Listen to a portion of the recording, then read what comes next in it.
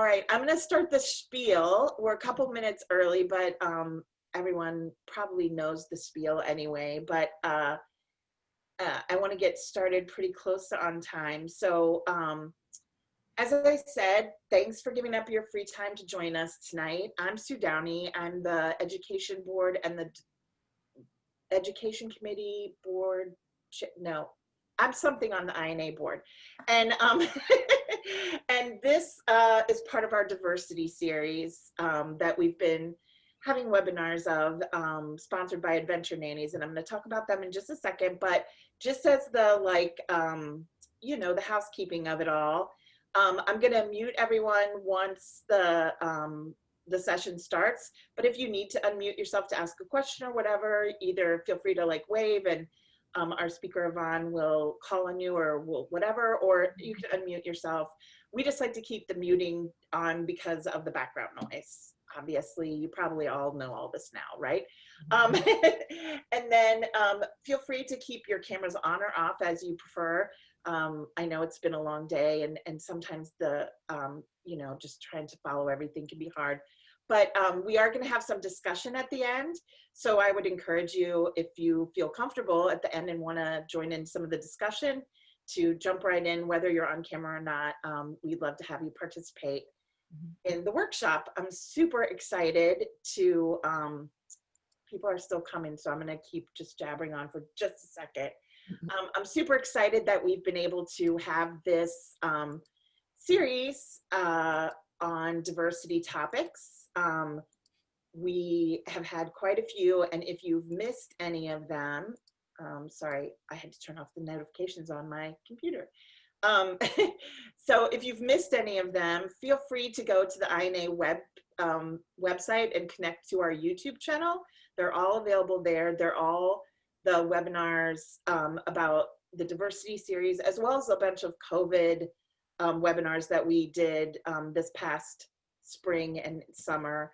Those are all free for members or non-members. They're available for everyone right now. So it's officially 8:31, so I'm gonna start the recording and say welcome and thanks for giving us your time tonight. It's so nice to see a lot of familiar faces and some new faces too for me. Again, my name is Sue Downey. I'm with the International Nanny Association on the board of directors, and I am so grateful for the support not only of the INA for this series, but of our sponsor for the diversity webinar series, which is Adventure Nannies, which is an amazing agency that I'm so proud to have a relationship with. And I want to introduce you to two of their amazing representatives who want to just give us a little information about Adventure Nannies and what they are up to right now. And that is Emily and Angela. Take it away, ladies. Hi, everyone. Thank you so much for joining us tonight. It's going to be a really fantastic webinar. My name is Emily Agee, and I am one of the vetting coordinators with Adventure Nannies. And I will pass it off to my colleague, Angela, and she'll tell you a little bit about what we do. Hi, yeah, my name is Angela Wan, and I'm also a vetting coordinator at Adventure Nannies.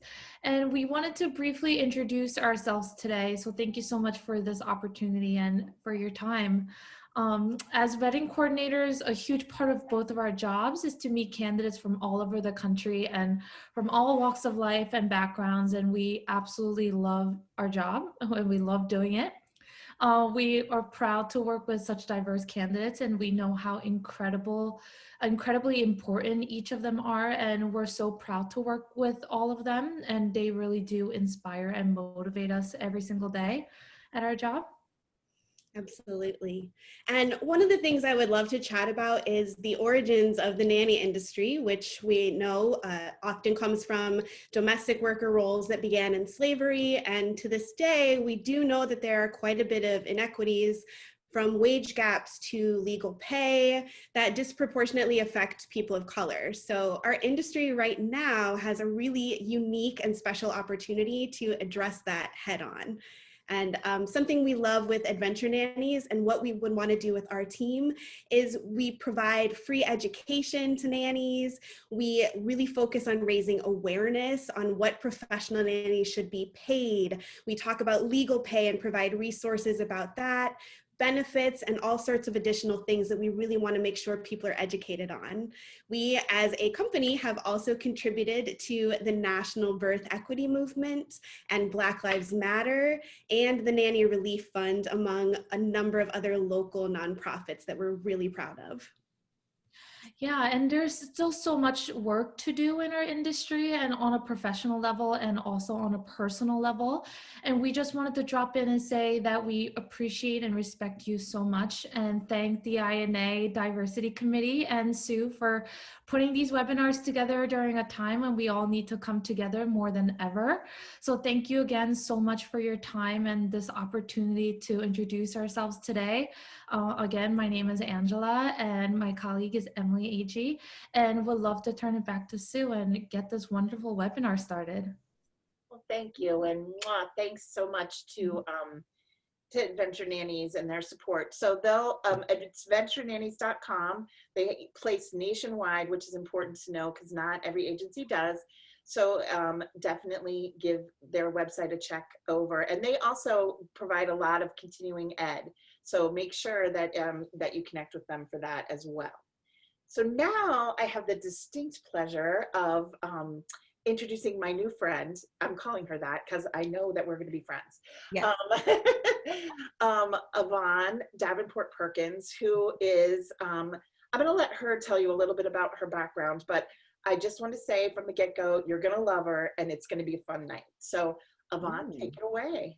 Well, thank you, Sue, for setting the bar so high. So good afternoon, good evening, everyone. I'm happy to see you all here today. And I'm here to talk to you about unconscious bias, right? So let me actually jump into my presentation because, of course, I have that here for you all. Okay, just give me 1 second because you know how we're zoomed out, right? And we're trying to get it all together. Here we go. All right, perfect. All right, so we're talking about taking a look at unconscious bias. And basically what we want to discuss is what is unconscious bias? Why does it show up? How does it show up? And then the different types that we can be exposed to on a day-to-day basis, right? So before we jump into the meat of this webinar, I do want to give you a little bit of background about myself and the company that I work for called Lens Diversity. So right, first things first. So Lens was founded by myself and Ruka Curate, which is a name that may be familiar to you as she is the founder of Tiny Treasures Nanny Agency and also a board member of INA. She was a nanny for 14 years and she's a mom to Chloe for 4 years. So we actually joined together and decided that we wanted to create a company that really focused on bridging conversations across difference, right? So Lens was created in the response to the culmination of a lot of different events. So we've got the COVID pandemic lockdown, we've got, police brutality, the impending election, joblessness, people, unfortunately losing their jobs, they're dying, a lot of turmoil just going on. And we saw how polarizing these conversations around differences could be. And we knew that in order to move forward, that we needed to move toward each other. And we really had this question in mind. So how can we be better citizens of the world and, sorry, I muted myself by accident, and promote a more authentic and deep conversation about our differences? So how could we do that? So that's how Lens was started. Now, our mission is to promote social advocacy, anti-racism, social justice. We provide a safe space for having the tough conversations around diversity, equity, and inclusion. And we want it to be a more informal setting. Often we're exposed to these concepts and these ideas through work. So, maybe there's a mandatory or an optional webinar that's provided through your organization that you work for, but we wanted to make it a human imperative, not just a business imperative, because these are the conversations that we need to have on a day-to-day basis, not just when we're at work on a special occasion, say. So now, we're thinking about Lens and how we're providing clarity for the people that come to us for our services.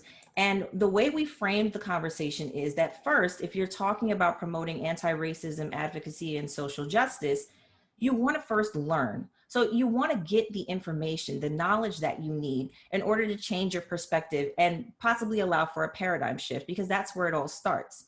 You get new information, and then based on the information that you've gotten, you can then make changes.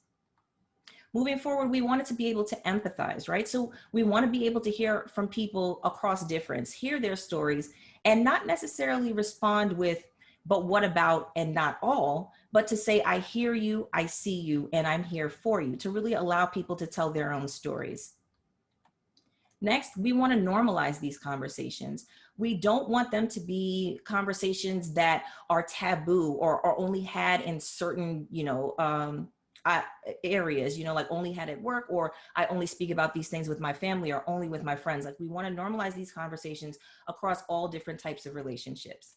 And then finally, we want to provide support to the people who are actually on the ground and working in these areas, and also becoming accomplices, not allies. And I like to make that distinction, because an accomplice is someone who's actually active in the change. So an ally may be somebody who's, they're posting on Instagram, maybe they're sharing some hashtags, and they mean well, but beyond that, what else can they do? And this is another reason why we started Lens, to be able to provide people with the what can you do? Now, before we move ahead, I do want to go over the importance of difficult conversations. Now, I know sometimes when we talk about things around race, racism, police brutality, diversity, equity, inclusion, sometimes it can be a bit uncomfortable. We might feel apprehension around discussing an issue or a concept we're not familiar with.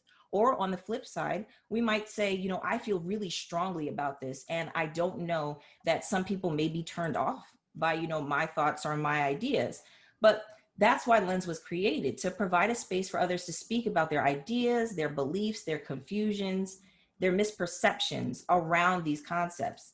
Now, we're actually going to provide opportunities for you all to speak later anonymously, because we know in the beginning, these conversations can be a little uncomfortable. And so we want to give you an anonymous platform to share your own stories, so that you're not just jumping into the deep end. We want to get you in the kiddie pool, so that's a little bit easier to acclimate yourself, right? And also, one thing I'd love to stress is to just keep an open mind and understand that we're all approaching this topic from different vantage points. So I may know more than one person, but another person here may know some things that I don't.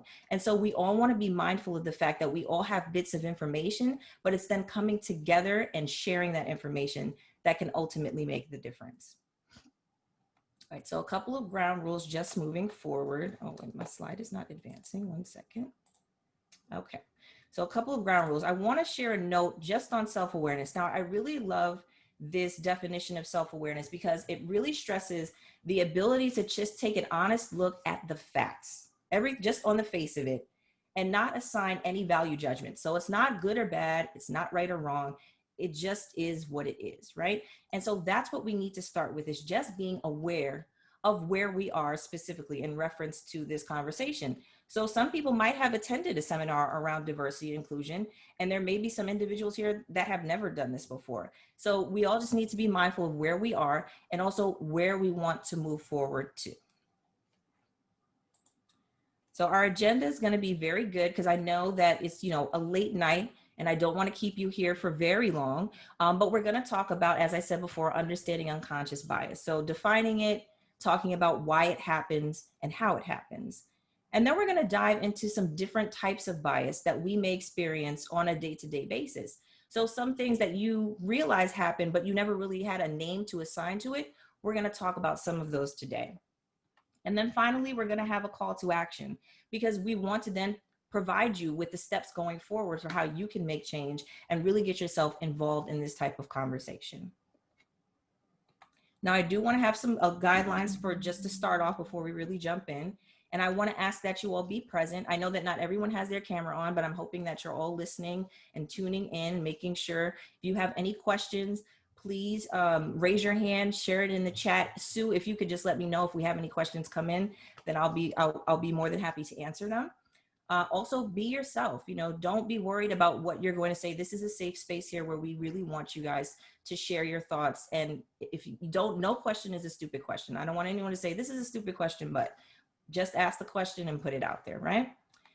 Listen to your fellow participants. When we talked about empathizing, listening to other people's stories, and making sure that that's an important thing that we value here. Assume good intent. So someone may say something that might trigger you or offend you, and we don't want to assume that that person is trying to be combative or argumentative. If it's something that really bothers you, then I encourage you to maybe reach out to that person via chat, or if you know them, and say, hey, you said this and I'm not sure if you meant it this way, but this is how it affected me. Because we want to have these conversations. We don't want to just hear certain things and then sit on them and not get to the bottom of what was the intent behind the statement, right? And then finally, we want to be open to different points of view. So what I've experienced in my life is going to have me looking at the world in a very different way than, say, for instance, Lori may be looking at her life, what she's gone through and what she's experienced. And that's okay. We're all coming at life from a different area, and we want to make sure that we value everyone's point of view. All right, so let's jump in. This is the meat of the presentation, as it were. And we're talking about understanding unconscious bias, right? So bias is a prejudice that's in favor of or against anything, a person, a group, a thing, right? And it can be it can have a negative or a negative or positive consequence, right? So it can be held by an individual or an institution. So when we talk about like systemic bias and things of that nature, those are the biases that are now held by an entire organization, because it's been so deeply ingrained in how we've been socialized. And we also need to think about conscious bias, which is explicit, and this is obvious. If you have a bias against something and you know you have this bias, then it's a conscious bias. But then what about the unconscious or the implicit bias? So why do we have unconscious bias? Let me give you a scenario.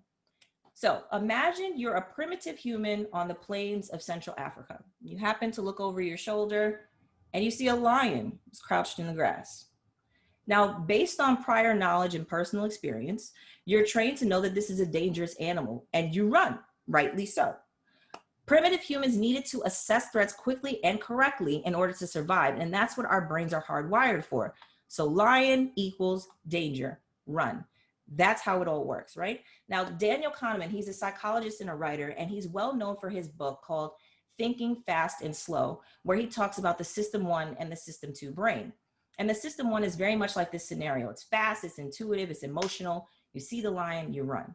System 2 is slower and it's a bit more deliberate, right? So you see the lion and maybe you think, well, maybe he's not hungry, he's not really moving, or maybe he didn't see me, right? But when you're thinking about that situation, you don't really have the option to think that maybe it's not a danger. If you see it, you automatically categorize it as danger and you respond accordingly. So unfortunately, oh, I'm sorry about that. That just advanced my slide. Apologies. All right. So unfortunately for us, the brain wasn't necessarily designed to think, to go through things slowly, and survival was of paramount importance. So how does that actually look? So the human body sends 11 million bits per second to the brain for processing. And the mind can only consciously process 50 bits per second. So think about those two numbers, 11 million, 50. And think about the difference between those two, right? So you're trying to reconcile all of this information. And with the advent of social media and advancements in our technology, we're always receiving an exorbitant amount of information every minute, every day. So how much of that information are we able to manage? So it's a stereotyping neural network is what they call it. And it's a process of shortcuts. It's designed to keep you safe and to keep things categorized and organized, right? So this is what the brain was made for. It was made to help you make snap judgments, to look at things, evaluate, move ahead. Look at things, evaluate, and move ahead, right? Because we're thinking about survival as the main concern. Now, there's actually a really good short video that I want to share with you all, and it's from an organization called Media Partners. It's an excerpt from their film, and it's called How Was Your Day? Getting Real About Bias, Inclusion, Harassment, and Bullying. So let's just take a look. Our brain is hardwired to trust what's familiar and be suspicious of what's unfamiliar. It's a basic survival instinct that's helped keep us safe for thousands of years. We unconsciously sort things into familiar versus unfamiliar, same versus different, them versus us. Here's a test. How do you feel about people who own a handgun? Don't attend church, Vote for the other candidate. Are on welfare. Don't eat meat. Have tattoos. Don't believe in marriage. Drive an electric car. Didn't go to college. Don't speak English. Curse. Are over 60. Are disabled. Drive the speed limit. Love cats. Love dogs. Can you feel your brain sorting people into groups? Was there a little them versus us happening? It can happen unconsciously.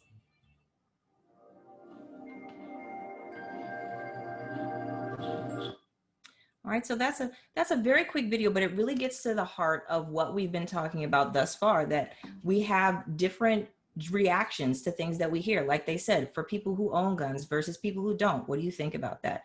People who are Democrat versus Republican versus independent, what do you think about that? So there are all these different things that just trigger an immediate response and emotion from us. And we want to think about where those emotions come from and are they based on a bias? Okay, so I want to go over a clarification of terms because I feel like sometimes these two words can get conflated. So a prejudice is a preconceived judgment, right? That's formed based on insufficient knowledge. So you don't really have just grounds. You just kind of have an experience and you're like, oh, okay, I believe this to be true about this thing.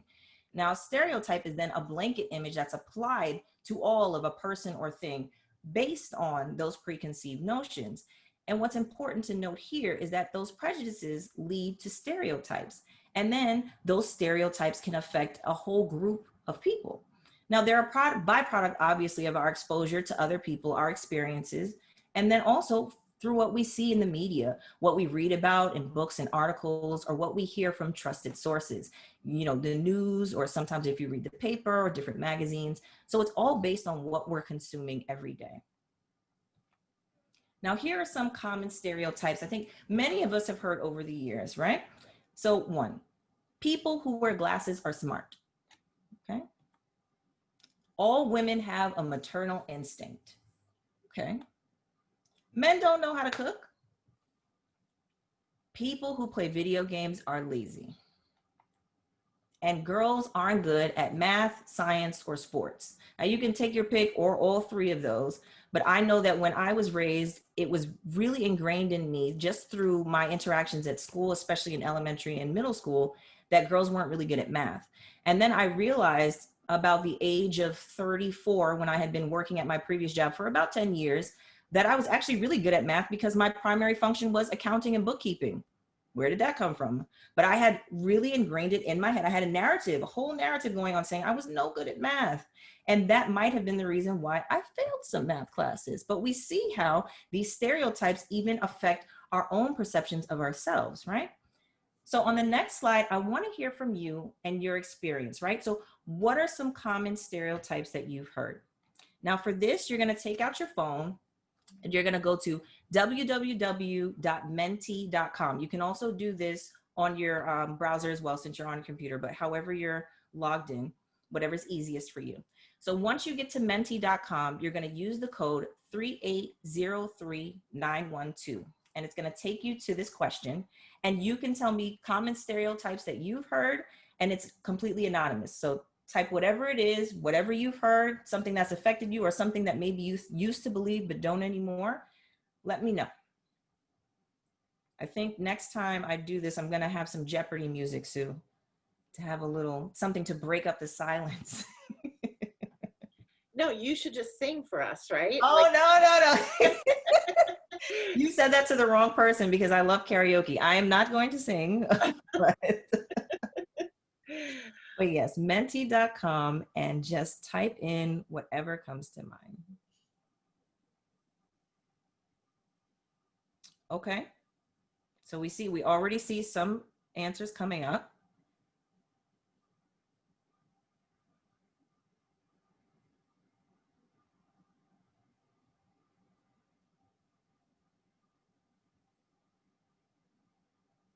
Okay. If you submitted something, it does take a minute to go through, so don't get frustrated if you don't see it just yet.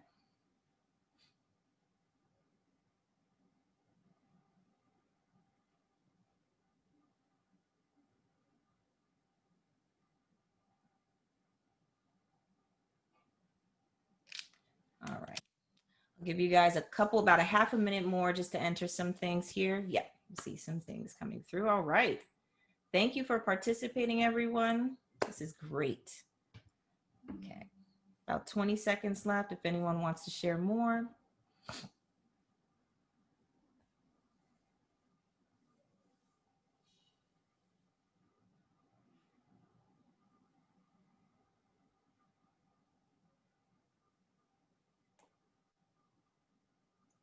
All right, 4, 3, 2, 1. All right, so here we go. Let's unpack some of this, right? So the first response we got, Black nannies are not well-spoken.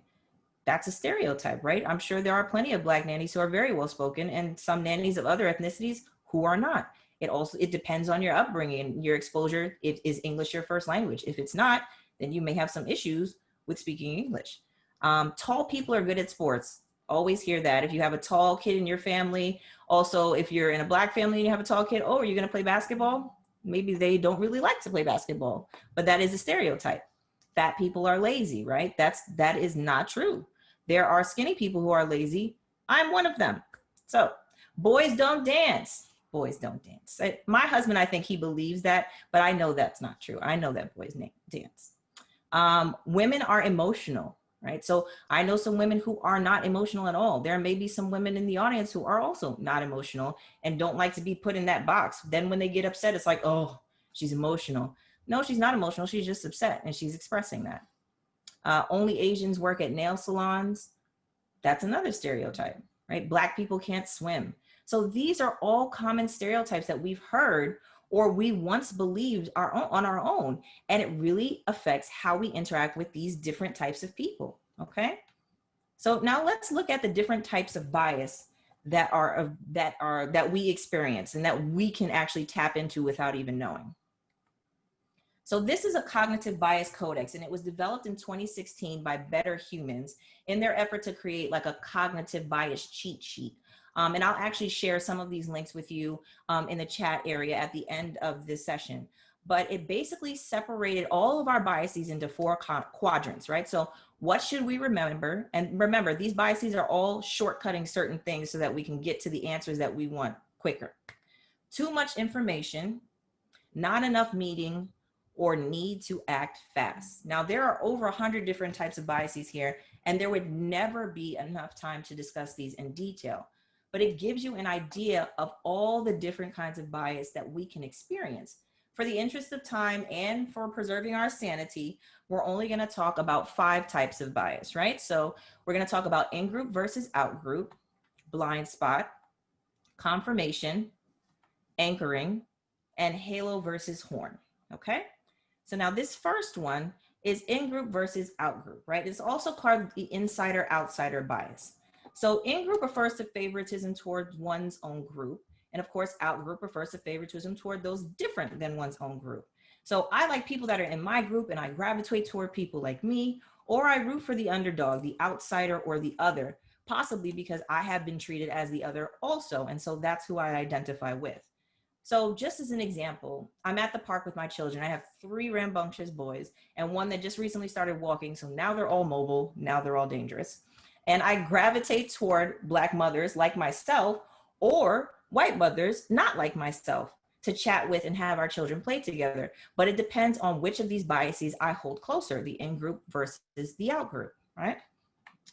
Now let's talk about blind spot bias. Now the technical definition of a blind spot is an area where your view is obstructed, right? So like in driving, I do not drive, unfortunately. I'm a New Yorker and I have taken the train and the bus my entire life. But for those of you that drive, you know that you have to check your blind spots before you go into another lane, before you turn, before you pull out of a parking spot. And so these are all things you also need to be mindful of in your day-to-day interactions. Before you make a change, you have to consider all the information that you have before making a move, right? So this blind spot bias operates in much the same way. I can see your bias, but I can't see mine. Now, a good example of this is I actually worked with a consultant who coached an executive that used to speak to his female subordinates in a very sarcastic and demeaning way. But that same consultant spoke to his female subordinates in the same way. So he's coaching someone on these behaviors, but then at the same time exhibiting those same behaviors and not realizing the contradiction there. But that's because it's easier to analyze what's outside of us rather than to hold up a mirror and say, oh, I do this too, right? Because then you have to admit fault and then you have to make a change. Much easier to just ignore it and say, I'm fine, it's just everybody else, right? So, and another example is an organization may speak with their clients around gender pay equity, but then they may pay a woman on their team less than a man on their team, even if it's the same position. So this is the blind spot bias. The next one, I think confirmation bias is very common, and it's because when you engage in this bias, you basically find information that confirms your suspicions so that you know you're right. Okay, so you're not seeking out objective facts, you're interpreting your information to support your existing beliefs. So you're kind of in an echo chamber. You speak to people that believe the same things you believe. You go to different websites and news outlets that confirm what you already know to be true, you only remember those details that uphold those beliefs, and you ignore information that challenges your beliefs. So you may read an article that gives pros and cons for something, you only remember the pros. So say, for instance, you're a nanny looking for a new position and you have a bias against families of color regarding timely compensation. So the first time you're paid late, you think, of course this was going to happen. And you start looking for a new position, paying no attention to the circumstance that could have caused it. So this is the type of confirmation bias that you could experience. Now let's look at anchoring bias. So this was actually first discussed by Amos Tversky and Daniel Kahneman in a 1974 paper, and we spoke about Daniel Kahneman earlier. We basically use the first piece of information that we receive as an anchor, and then we base any subsequent information that we receive on that first piece, right? So this can affect like the perceived value of certain things. So in this example here, I found an excellent course online for $250, so I won't consider a price higher than that. So you may be into online courses since we're all learning from home, working from home. But if you found one course for $250 and then another course with the same topic, but for $500, you may say, oh, well, I'm not going to spend $500. This one's $250. Why would I do that? Not knowing that this could actually be a better course. Now, it can also affect medical diagnoses when people go to get a second opinion, but then they still default to the first opinion that they received from their primary care physician because they have an existing relationship with them. Two more common examples for anchoring bias that I see very often. Cell phones have become a necessary evil, especially for parents of preteens and teens. And we may think, well, you know, when I was growing up, I didn't have a cell phone. Or if you did have a cell phone, maybe you didn't get one until you were 15, 16. So my kid won't have one until that age. Same thing goes for maybe dating. My daughter won't date until she's 16 because that's when I started dating. That's the anchoring bias, because you're taking your information and using it to make decisions about someone else. Two very different people, two very different times in history, and also two very different backgrounds and upbringings, right? The person you were as a child is very different from the person that you are raising. And then finally, we're going to talk about the halo versus the horn bias. So as you can see in this cute little image with my little eggs, the halo is the assumed good intent or positive characteristics, right? And then the horn is the assumed bad intent or negative characteristics. So you're my friend, so I know you have my best intentions at heart. Not always true. And we don't see eye to eye, so I know you're out to get me. Also, not always true. Now, this is actually really common in workplace scenarios when you have like a favorite employee, or in classes, you have the teacher's pet, but it can also be applied to familial relationships. So if you're not an only child, maybe you were the favorite child and you know your brother or sister was not. So whenever you did something bad, oh, I broke this. Oh, it's fine. It was just an accident. Meanwhile, your brother breaks it. Why are you always running around? Why are you always crazy? You know, it's that halo versus horn bias. Everything is framed with how I already see you operating. Yeah. So now I want to talk about another anonymous question that we're going to put up through Mentimeter. And this is basically going to ask you, how do any of these biases show up in your day-to-day interactions? Now, this may take a little bit more time because we did talk about 5 different types of bias, and you could pick one or more than one. Obviously, you know, you can submit as many answers as you like. I've received them all, even if we don't have a chance to go over them all. But remember, we have the in-group versus out-group, which is the insider versus outsider. Then we've got the blind spot. I can see your bias, but I can't see mine. Confirmation, which means I received information that proves my point. I know I'm right. Anchoring, which means I received this information and it now colors every subsequent decision I make after that. It's subjective versus objective. And then we also have halo versus horn. If you're good, you mean well. If you're bad, you don't mean well. All right. So I'll give you guys maybe about 2 minutes, a minute and a half, and let's see what you come up with. Sorry. This This makes me miss Alex Trebek now. I know. Oh my gosh. That was so sad to get that news too.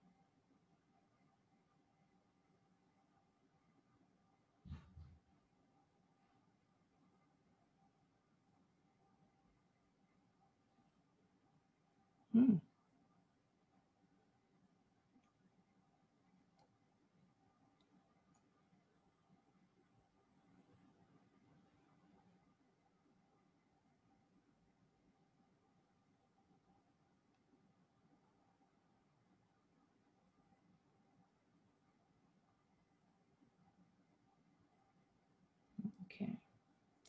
I'll give you about 40 seconds to enter any other.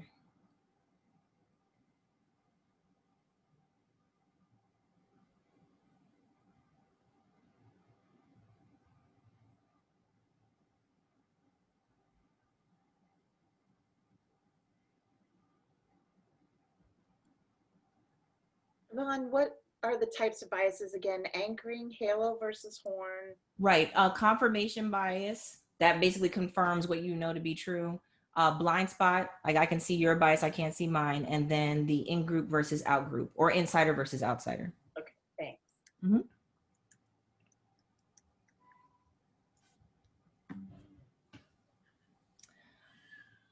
All right. So I think we're at a good stopping point. So looking at these biases, and one thing that I want to establish, I don't know that I said explicitly when we were first talking about bias, but one thing that's important to note is, if you haven't already, is that we all have bias. So this is not something that is specific to any one person or any type of person. So when you think about the conversation being framed that way, it's something that we can all work on. So no one is immune to it, but we also all experience it, either whether we're the offended person or we're the offender. So let's look at some of these examples. So if a client is late on a payment, now I think that might actually, maybe that might be confirmation bias. If you expected them to be late and they were, but it may also be anchoring bias, because if they're late on a payment, then you may interact with them differently, thinking that it will be late in the future. So we want to think about that. So halo versus horn. I have a favorite child that usually gets a pass on bad behavior and the other doesn't. So very honest answers that are coming up here. Anchoring read pay rates when looking for new positions, or sorry about that, blind spot. I have friends who are insert minority group, right? Comparing kids today to the kids of the 80s when I was growing up, right? So that's very different. So we're thinking about our own experiences and wondering what's going on with these kids, which is basically every generation. Every generation says, what's going on with these kids? And we're doing it too now. I find myself saying the same thing about my nephews and my nieces, just like, what are these kids talking about? If the employer cut the hours of a workday at the last minute, right? Or I gravitate toward other Asian women at networking functions. So it can really manifest itself in different ways, okay? So now we want to look at the call to action, okay? So we've discussed what bias is, why it happens, and the different types of bias that we can experience. Then we've empathized with our fellow participants here today. We've heard some of your stories, right? And people have been very honest and forthcoming in the bias that they've experienced, either whether they have had it done to themselves, been offended by someone, or offended another person unknowingly. And we've normalized the conversation because your presence here is actually a step in that direction, having those conversations across difference. So now we need to talk about the support. How are we going to enact change in our lives based on the information that we've learned and discussed today? What can we do to combat unconscious bias? So we've created actually a very easy and quick 6-step process. Well, not quick, but it's easy. It's easy to remember, I think. Um, so first, we want to talk about questioning your assumptions. So you ask yourself, why do I think this? And is this belief based on fact, or is it based on my own limited experience? So self-awareness, like I said before, is key, because you may leave this seminar thinking, wow, I didn't realize that I had a bias against, insert here, whatever that may be. And then you want to think about why that happened. Maybe you experienced something as a very young child that kind of colored your experiences going forward. And then you always based it on that first experience. Then we want to think about assimilating your findings to better enact change. So once you identify your biases, you start making changes in your daily life to reflect that behavior. So if you find that you have a bias toward people, against people, that aren't in your group, so you only gravitate toward people that are like you, maybe they, like me, they also live in New York, or they also are boy moms, say for instance, then maybe I want to step outside that box. Maybe I want to meet people that are from different states, or maybe hang out with someone who has a daughter instead of all boys. So it kind of changes how you interact with people on a day-to-day basis. 3, we want you to go on a skinny branch, right? So we want you to be brave. Now, change isn't easy, but taking the risk is worth it, right? And then be a change maker. You don't stop with yourself. You share what you've learned with your network. So you want to make sure that you sometimes share this information with other people that you know. So family members, friends, because oftentimes when we're confronted with this information from a stranger, we may not take it at face value. We may say, well, that's not me. I don't do those things. So, this doesn't apply. But if you hear it from a friend or a family member, you might be like, oh, wow, I actually do that. And I think that there are some changes that I can make. So it also depends on the messenger, unfortunately, but you can be that messenger. We also want you to speak up and speak out, right? So call out bias when you see it. You want to seek to educate and reconcile, not to argue or be right, because really that's not what we're trying to do. We're not trying to be right. We're really just trying to educate people and let them know, this is something that you believe to be true, but it's not necessarily based on fact. And here's where you can kind of change your thinking. And then finally, we want to think about accountability being key, right? So you hold yourself accountable and you continue to ask yourself these questions like, why do I have bias? What is this based on? Because it's work that's going to continue over time. I've been in the diversity and inclusion industry for 10 years now, before starting Lens. And I know that every day I was learning something different. And there was always a new study or a new article or new video that you could watch that would just bring something else to light, another book. There's so many books that I have yet to read. Just my pile just keeps getting higher and higher. But it's basically holding yourself accountable and knowing that this journey is never done. You're going to be learning every day. And that's a good thing, because once you learn more, then your perspective can change. So the last discussion, we're actually not going to do Mentimeter. I'm going to ask that you all type in the chat and let me know what's one thing that you want to either start, stop, or continue after attending this webinar. And I'll actually go first. So one thing that I want to start is I want to start having more conversations with people across difference, at least once a week, with around a topic that's important to me. So I'm actually a homeschooler, and my 3 young boys, we work together every day. And sometimes it can be a little challenging. Other days it's more rewarding. But I want to be able to talk to people across difference about that. I have a lot of people ask me in my own network, how do you go about homeschooling? And, what do you do? How do you get started? And I want to be able to talk to other people about that as well, and maybe challenge some of the biases that they have around homeschooling, right? So type in the chat and let me know what's one thing you want to start, stop, or continue having attended this webinar.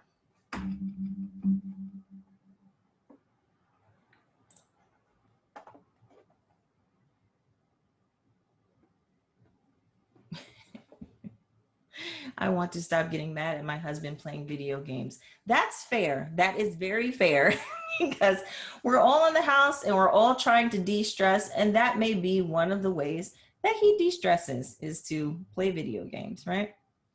It's interesting to see like the biases that we have because growing up, we didn't have video games as often as we do now. And so one of the things that kids did were either they played by themselves or they read. So those are some of the things that are like, oh, use your imagination, go play, or also go read a book. But we're also using our imagination when we're playing video games because we're interacting with a story and we're trying to achieve a goal, essentially. So.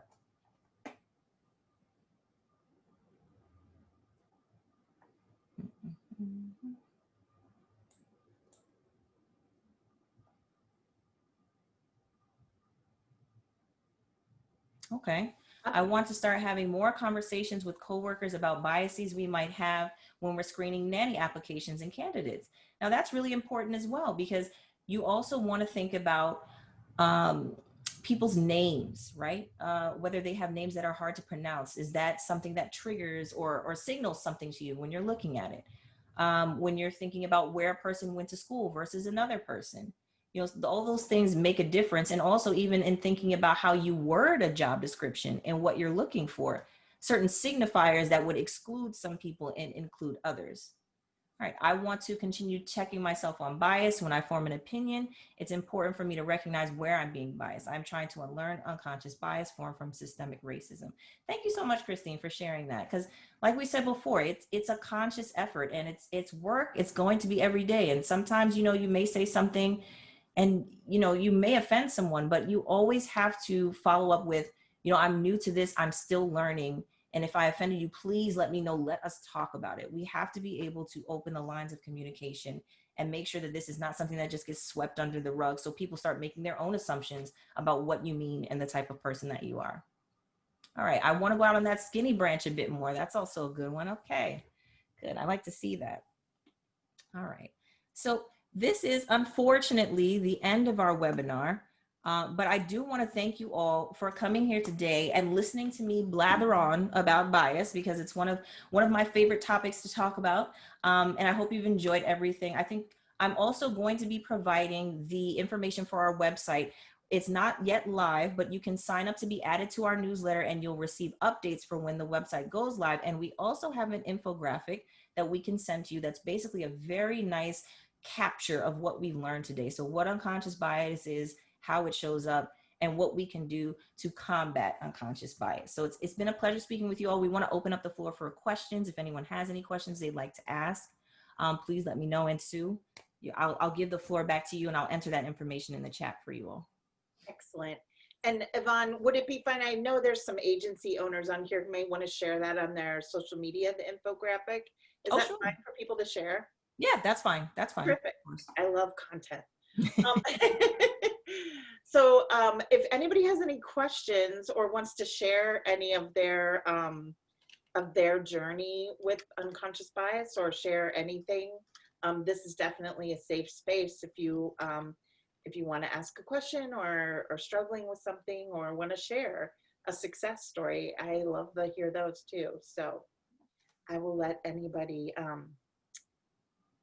oh yeah, and if you want to email for the information anonymously, certainly can. So if you want the information, you can email me or email Yvonne through. Yep, I'll put my email address in. Mm-hmm. Yep. And if you have a question, if you want that information, if you have, you know, anything. Like I said, she's my friend now, so, you know.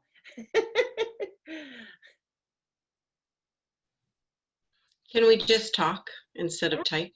Okay. One of the things we talk a lot about Nannies Plus is the fact that a lot of agencies require resumes. And I think there is an unconscious bias toward people who have English as a first language, know how to use a computer, understand how to like create a document, when there are so many wonderful career nannies who don't have that skill set, but they're amazing childcare providers. Right. That's something I wanted to bring up. Yeah, yeah. No, it's true.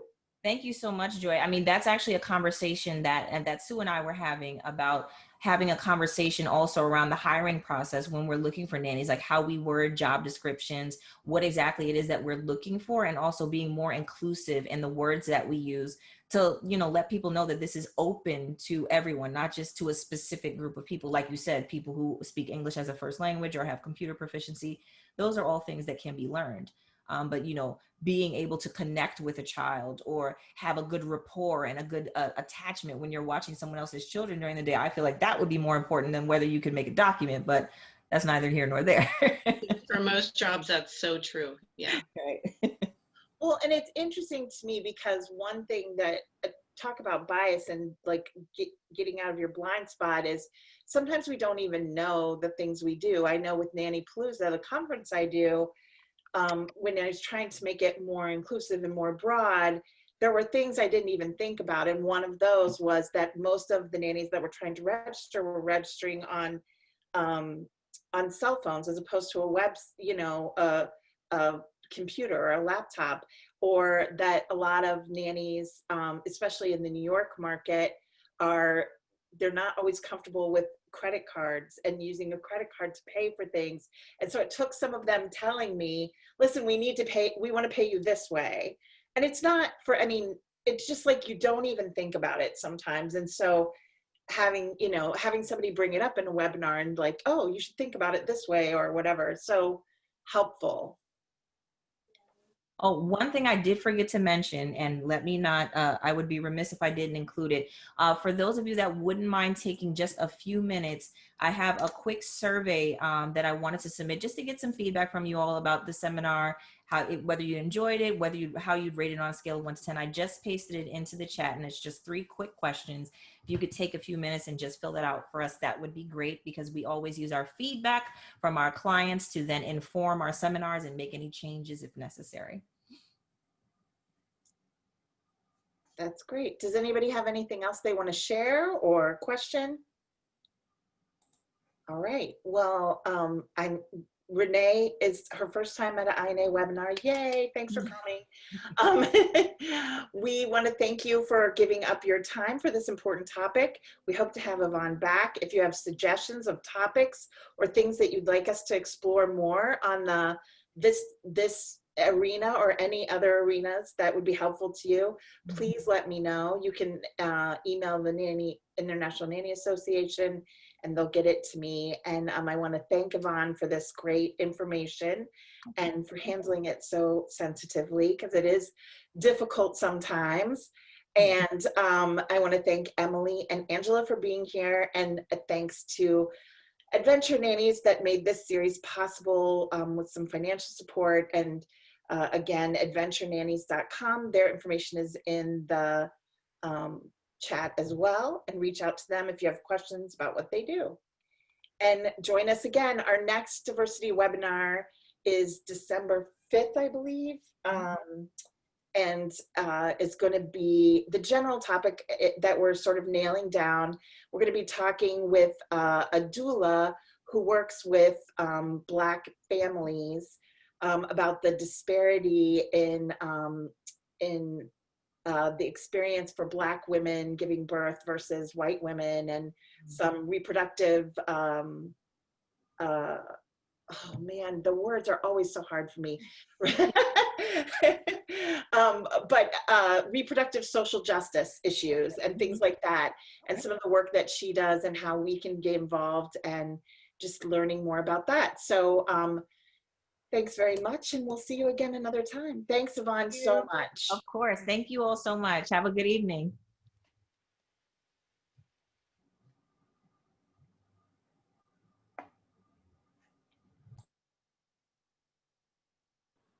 Sorry I couldn't talk, guys. That's okay. No worries. Thanks for joining us. Yeah, I'm going to bed now. Good job, Okay. Yvonne. Feel better, Ruka. Feel better. Yes, feel better. Thank you. Thanks, guys. Be safe. Thank you. Bye. See you.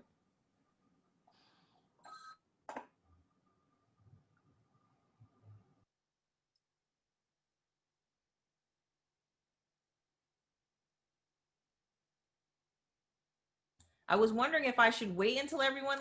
I know. I was sort of waiting because I didn't know if you were waiting for me. I was just waiting to say thank you. Oh, no, thank you.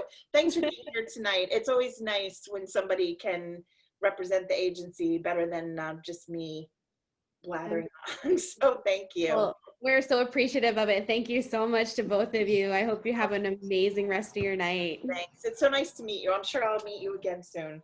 Absolutely. Thank you. Bye. Have a good one.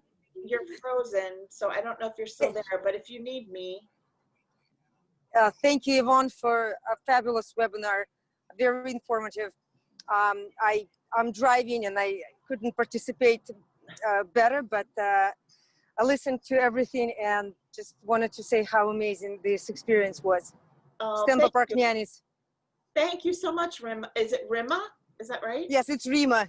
Rima. Rima. Our Thank Rima. you. Thank you so much. Ready. Good night. Good night.